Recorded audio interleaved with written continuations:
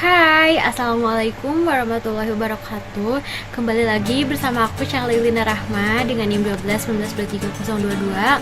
jurusan Manajemen Keuangan Syariah, Fakultas Ekonomi dan Bisnis Islam. Sini saya akan sedikit mengulas tentang wawancara saya pada bulan April lalu untuk memenuhi tugas UTS Manajemen Pembiayaan Syariah, dan untuk memenuhi tugas UAS Pembiayaan Syariah saya akan mengulas kembali gitu apa yang saya wawancarai pada bulan April lalu. Pada bulan April lalu saya melaksanakan wawancara dengan salah satu pegawai di Bank BSI Syariah, Bank BSI di kantor cabang Cipanas, alamatnya tuh di Jalan Raya Cipanas.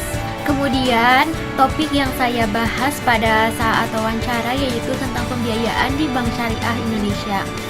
Ada pula bagaimana sih skema pembiayaan di Bank Syariah tersebut. Nah, yang pertama itu nasabah datang ke bank gitu ya untuk mengajukan pembiayaan.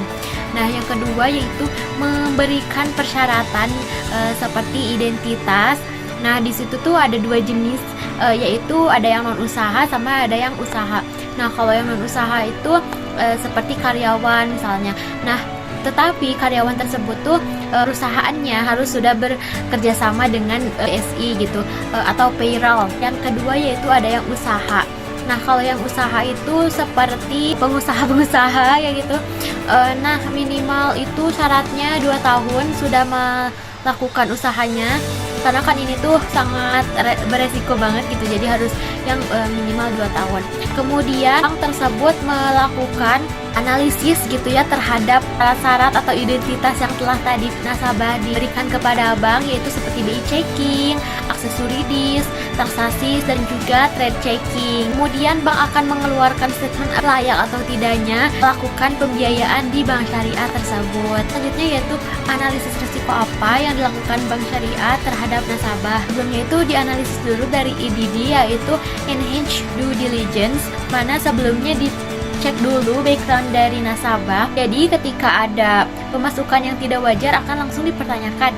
Seperti contohnya misalnya pelajar yang mendapatkan uang 1 miliar secara tidak wajar, nah itu akan langsung dipertanyakan.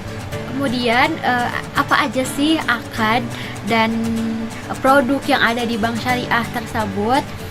Sebenarnya produknya tuh banyak banget ya dalam hal pembiayaan ini tuh, seperti BSI Oto, BSI Kur, BSI Gria, BSI Mitra, BSI Pensiun Syariah, Mitra Guna Online, BSI Distributor Financing, ada BSI KPR, BSI Cash Collateral, BSI Umroh, dan juga Bilateral Financing. Rata-rata akad yang dilakukan yaitu akad murabahah bil wakalah.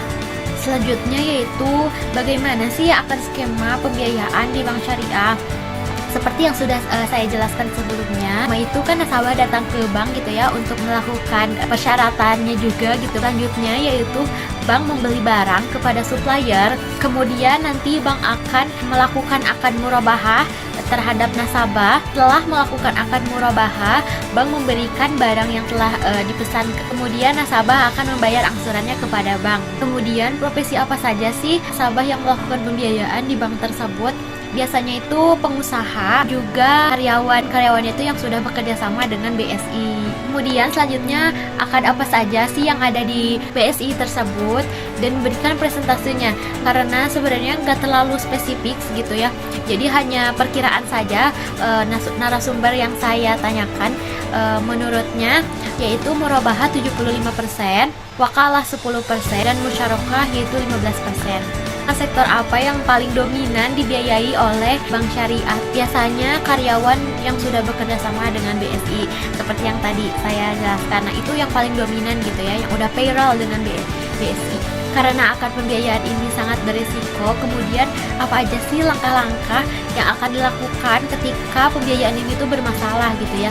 Yang pertama, bank itu akan mendekati secara emosional terlebih dahulu ya. Pendekatan emosional ini ditanya dulu apa aja sih hambatannya, kenapa bisa terjadi masalah dalam hal pembiayaannya. Jika karena musibah seperti gempa, COVID, dan lain-lain, nah hal itu tuh akan diberikan keringanan oleh bank seperti tenor yang diperpanjang ataupun bantuan dari pemerintah. Apabila jika usahanya sedang turun, akan ditanyakan dan didiskusikan untuk jaminannya gitu, apa yang akan dijaminkan kepada bank. Kedua yaitu penalangan dari jaminannya itu hanya 1 bulan gitu ya. Yang selanjutnya yaitu ditawarkan akad yang lain seperti misalnya membantu digadaikan asetnya ataupun dijual. Selanjutnya yaitu dilelang jaminan nasabah tersebut. Terakhir yaitu ditutup bukunya gitu ya. Adapun dokumentasi pada saat saya wawancara yaitu di sini.